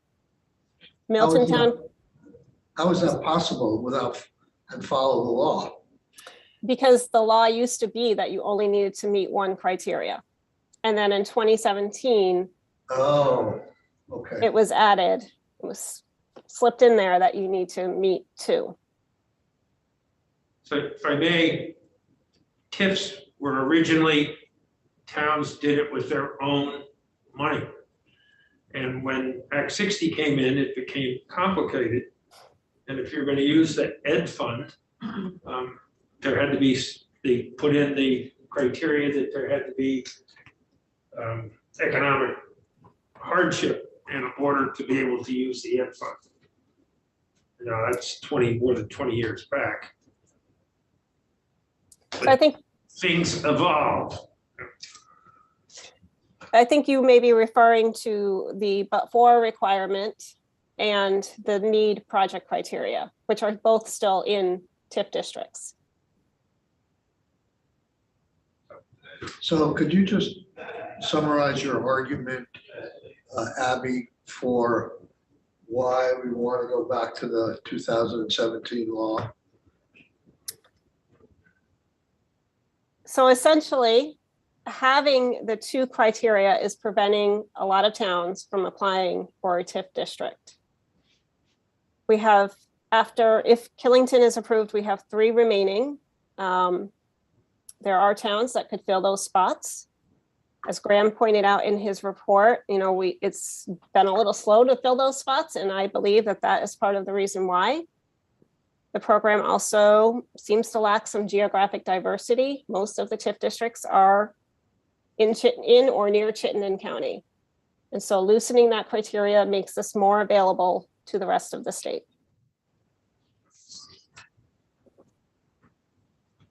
Could you give me an example of one town that is not economically distressed at once that you think is interested in a TIF? That would be Highgate. What is economically distressed? How is that defined? Economically distressed are communities that have a median family income that is below the state average, median home sales that are below the state average, or unemployment that is at least 1 point below the state average. Couldn't the argument be, though, that if you're not economically distressed, you should be able to do the development on your own without the assistance of a TIF? That is where, they still have to meet the need requirement and the but-for. Oh, I know, but. So there is some level of economic. Not economically distressed, couldn't they just finance a development project without the assistance of a TIF? They're not meeting the criteria for economically distressed that has been outlined. That doesn't mean that they're not economically distressed. That doesn't mean that their grand list isn't stagnant or declining. Senator Bray. Well, I keep coming back around to, like, the map suggests to me that most of the state, large chunks of the state, have not been able to develop any TIFs. And then we get into the whole challenge of, do those that have opportunities to get even more, like the good grant writers and the planning, then you have a more robust planning office, and then you have the ability to make the TIF application and move it forward. And it seems so to the Center Bronx 2 Vermont's, the second Vermont doesn't have the capacity. It doesn't, I'm saying this anecdotally, the map suggests it as well. They don't have the capacity to make these kinds of applications or successfully. And then we end up asking all Vermonters to help cover the costs of developing these more economically advanced centers to become even more so. So it feels like a cost shift at heart. I'm not really understanding your question. Are you suggesting that other towns in the state do not have the staffing levels to take on TIF districts?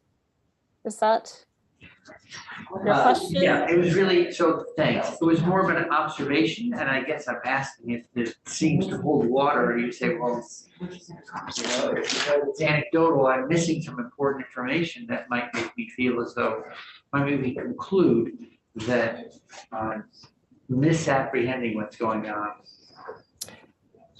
So I would point to other towns such as Rutland, who could have a TIF district, Brattleboro, St. Johnsbury, Springfield. These are all larger towns. Randolph, they have the staffing capacity. We have had talks with St. Johnsbury and Springfield and Rutland about possible TIF districts. There are other towns out there that could benefit from this.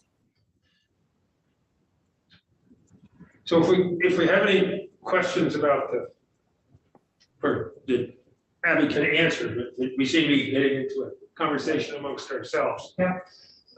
Could I ask Abby, could you, It's right. sorry, Abby, could you before tomorrow tell us a little bit about the history of the change? I don't remember making the change in 2017. You know, what went into it was the rationale. And now, you know, I admit here somewhat sheepishly that I thought we were just dealing with mini TIFs, and this section, I don't know that we talked about it in economic development. I could see the history of how it got in here because we were looking for ideas from everybody, and maybe we didn't focus on that this was put in. But from what I hear, I support it, but I'm not sure that our committee fully discussed this one on the major TIFs. You're correct. I don't think that your committee, economic development, did not discuss this. We managed to vote on it. Probably why we did. So if you could, I mean, if you could ask around the office or something, or if there's anybody who might remember why we made the change on the big TIFs to make them more restrictive. Was it a compromise? Was it a issue? So you're talking back in 2017. Yes. You were around, right? Yeah. I wasn't around. We weren't. I was not quite you were around. there for 6 years. I 5.5. 5.5, okay. I did look around in our files and I couldn't find anything in Fred Kenny's testimony. I looked on the state's legislature website. I couldn't find anything, just that this was added last second. Would you mind giving Fred Kenny a call? Sure. About it, yeah, okay, Sure. thank you. I'm not sure he'll remember. He tries to forget about TIF at this point. Okay, so the next item on, we've asked Abby the questions we're going to ask her. Senator Pearson. Thank you. Abby, I'm a little struck by the audit requirements around the project-based TIFs. Why wouldn't we just put them through the same audit requirements that we put the regular TIFs through? I guess I do worry that it looks suspicious that we are trying to make it easier, and I'm be curious what you think. Well, I guess my response would be, why would we include that? And we are trying to make it easier for towns to take on TIF. I know that the cap in there has been identified as 5 million. It's not expected that any town would come to us with that amount of suggested financing. To me, that wouldn't be mini TIF, that would be TIF district that they should be looking at if they're asking for that amount. This is gap funding. It's a small piece of the overall funding stack to pay for their project. But I mean, the state auditor is not, the most expensive place you can get an audit in town. They work for us. I would, So they have to pay for an audit somewhere. so I did work for a municipality for 11 and a half years, town of Bethel, as a matter of fact. And their independent audits were about $12,000 when we had to have a single audit. The state auditor's cost is 5 to 6 times more than that, based on what I've seen for TIF districts. Doesn't that sort of speak to the rigorousness of the audits, which is kind of the point? They're much larger. They're much larger districts, much more money being taken out, much more tax increment being retained. You know, the other piece of this is that it, as being gap funding, part of their stack isn't necessarily, it could be user fees. So if it's a water or wastewater project, it could be user fees that are helping to repay the debt. So it isn't necessarily just TIF that is repaying debt. There are other sources of funds mixed in there to help repay for that. Thanks. Senator Brown. Because when we're talking about audits, we're mixing metaphors here because we're talking about different kinds of audits. The single audit that Abby is referring to is entirely different than a project-based audit that is a financial audit under government auditing standards, which is what this presumably is calling for in the legislation right now. The auditor has mentioned a performance audit. The performance audit is what's being done with the larger TIFs now, and that again is a different kind of audit.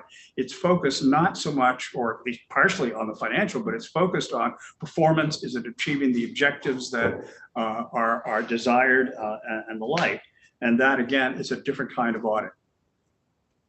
This particular, what's in the bill right now refers to an audit. It's not really specified in any detail, but I can assume from reading it, it's basically a performance, a financial audit.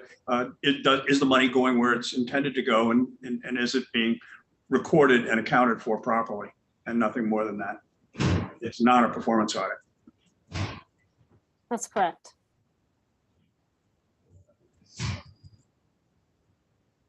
Okay.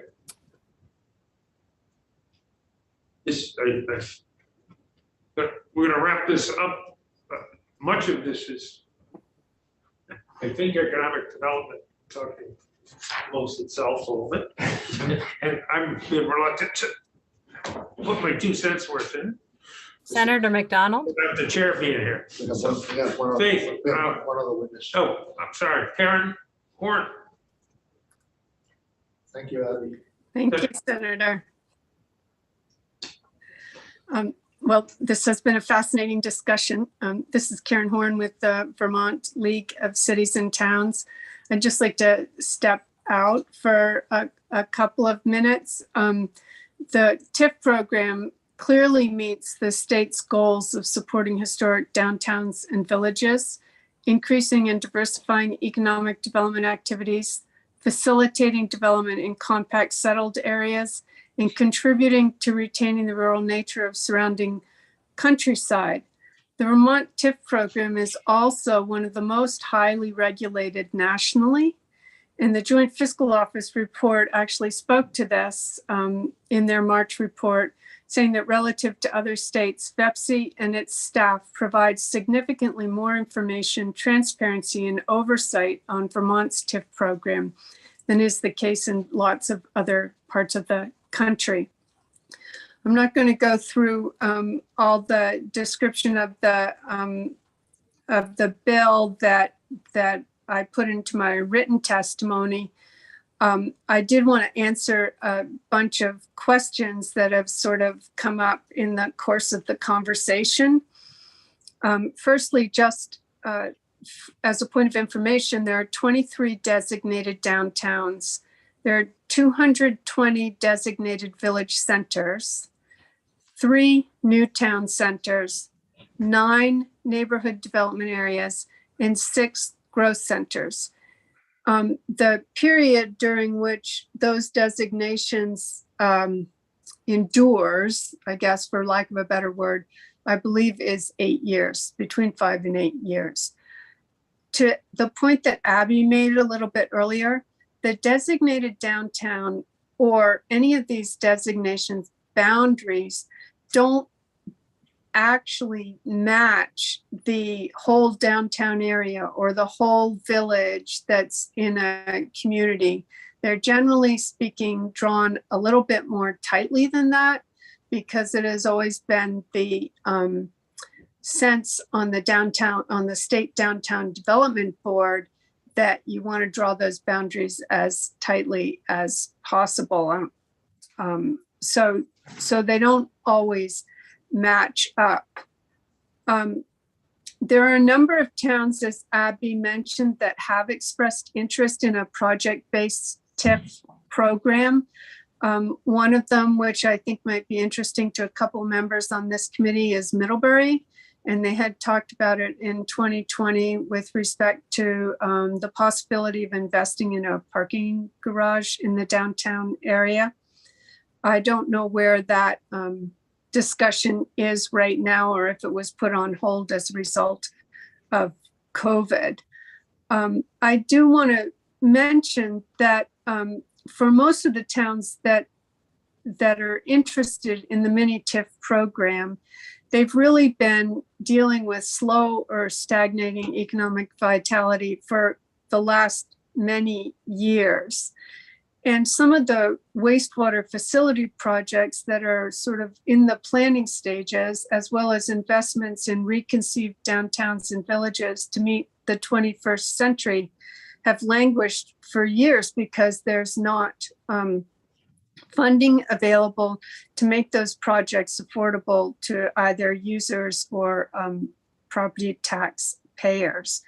The project-based TIF program is a program that could bridge that gap.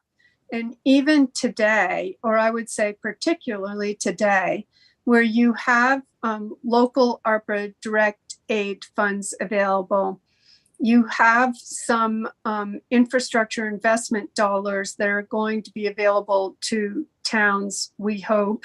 And you have funding that is coming from the Agency of Natural Resources, in particular, also ARPA dollars around water and wastewater. If you don't have the capacity or aren't able to put a project together with all those funding sources today, you're not going to do it. It's just a pipe dream otherwise. And we really believe that the project-based TIF program would be able to produce would be able, as Abby said, to fill the gap in other funding sources and make those projects affordable for those communities, those smaller communities, most of whom are outside of Chittenden County. The other thing I wanted to mention to you, because I know you all are way over, that this tool would not only allow communities to invest in infrastructure, but it would, as Senator Sirotkin said, generate new tax revenues for the education fund down the road. And the Joint Fiscal Office cited in their fiscal note by Mr. Titterington, I think his name is, that they wrote their fiscal note in accordance with 32 BSA section 305B, which requires them to look at the costs. So I went and looked at that section of the statute, and it says that annually at the January meeting of the Emergency Board, the Joint Fiscal Office and Secretary of Administration shall provide a consensus estimate of the impact on the ed fund resulting from tax increment financing districts.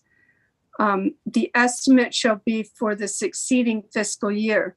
So it doesn't say that you have to look only at the cost side. I think maybe what has, and it doesn't speak to the but for at all. I think maybe what the difficulty is that they can only look at the one succeeding fiscal year.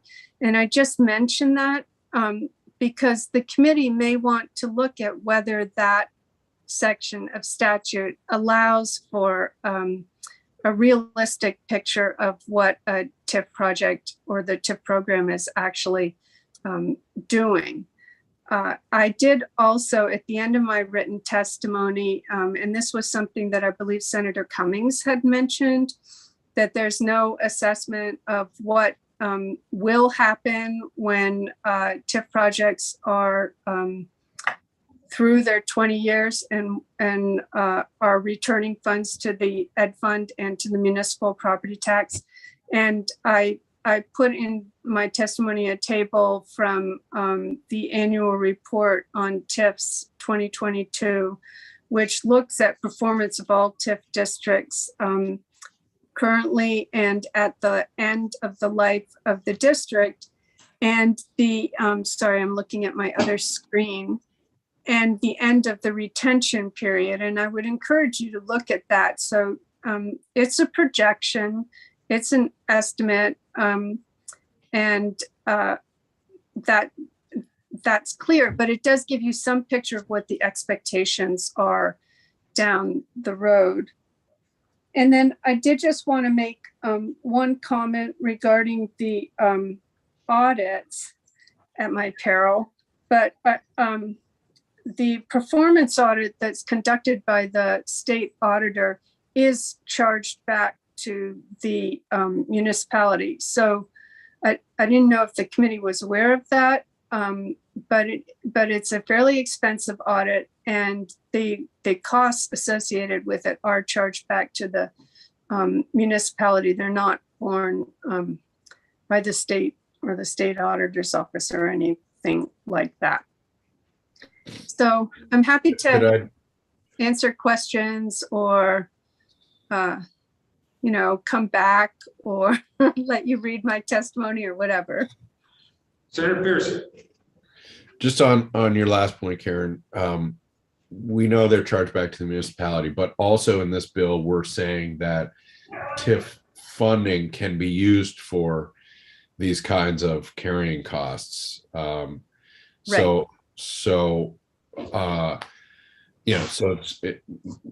These programs have benefits and they have costs. Is there any reason to think that it would take the same price tag as a full-fledged audit of a big TIF for these? I mean, I'm not. The audits of the, well, hold on one sec. The audits of these TIF districts have revealed a lot of problems over the years.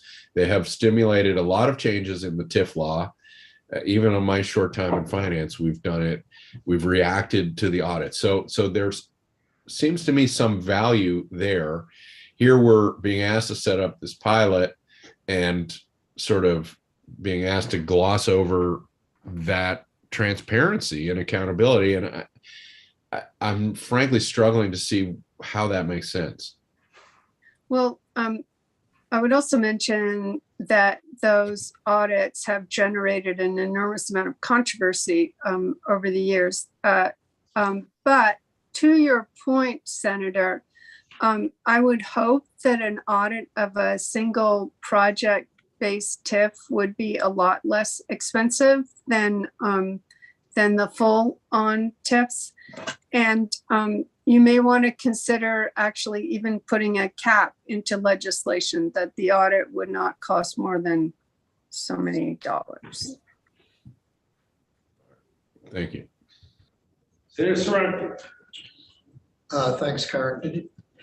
You didn't mention anything about this thorny issue we just sort of discovered that Senator Pearson raised about going to one factor from two. Right. Could you tell us what your thoughts are on that? Well, so I hadn't paid a lot of attention to this section particularly, but it is, as I mentioned, true that a designated downtown is not necessarily always going to coincide with the boundaries on the municipal planning map for a downtown. I'm just taking that as an example.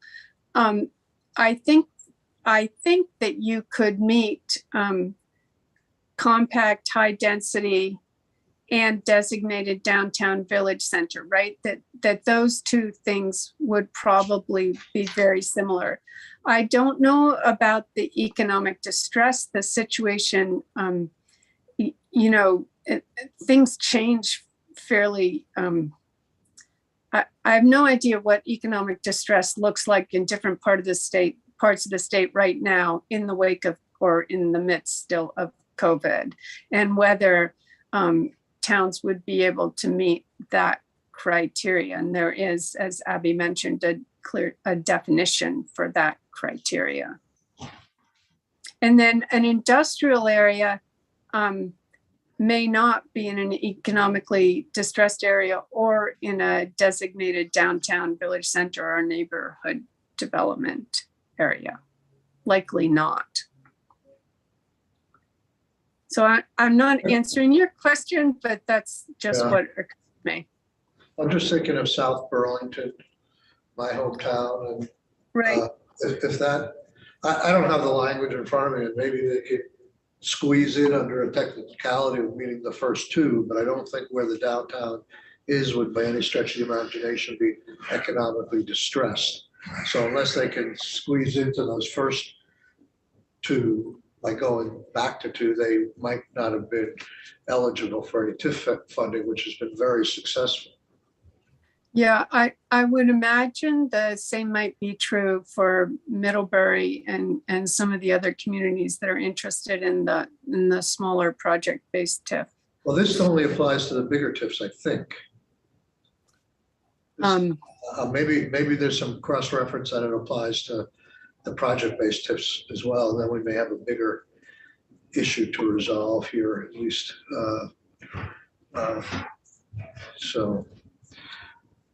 I guess it really comes down to, even though we didn't really focus on it in our committee, is it the right thing to do to change the law back to where it was in 2017, or something Right. the committee has to talk about, I guess. Right. So the one other comment, I think it's up to the committee. We don't have a strong opinion about it right now. The one other thing I did want to say to the committee regarding Montpelier, I really think that if Montpelier comes in, if they make that request again, you should ask them for what is the impact going to be on their TIF versus a hypothetical example. One thing that's happening with property taxes right now is a significant readjustment between commercial and residential. And in Montpelier's TIF is in their downtown area. So it seems to me that that might be a portion of the background for why they might be asking for this. That's the reappraisal issue, right?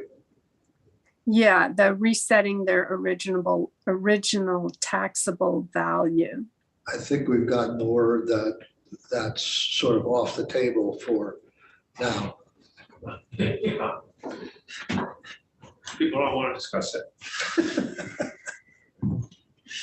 Whoever gets us out of here. Any, What's off the table? I'm sorry, I missed that. the notion that home prices are, appraisals are going up faster than business or industrial, commercial. I think home prices are going up and commercial's going down. Right, right. That's, Yeah. we have a track record of that